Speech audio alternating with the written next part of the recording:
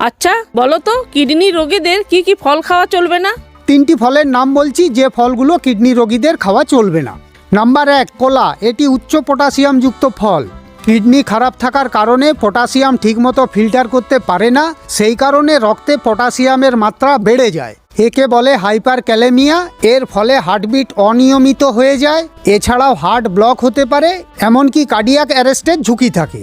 Number 2, কমলা লেবু। এতে আছে পটাশিয়াম, অক্সালেট এবং সাইট্রেট। এর ফলে দেখা দেয় ইলেকট্রোলাইট ইমব্যালেন্স, দুর্বলতা এবং কিডনি স্টোনের ঝুঁকি। নাম্বার 3, কামরাঙা। এটি কিডনি রোগীদের জন্য মারাত্মক বিপজ্জনক। এর মধ্যে আছে একটি বিষাক্ত উপাদান ক্যারামবক্সিন। কিডনি সুস্থ এবং ভালো থাকলে এই বিষকে শরীর থেকে বের করে দেয়, কিন্তু কিডনি নষ্ট বা খারাপ হলে এই বিষকে শরীর থেকে বের করতে পারে না, আর এই কারণে এই বিষ সরাসরি মস্তিষ্কে গিয়ে জমে যায়। এর ফলে হতে পারে খিঁচুনি, মানসিক বিভ্রান্তি, এমনকি গুরুতর ক্ষেত্রে রোগী কোমায় চলে যেতে পারে।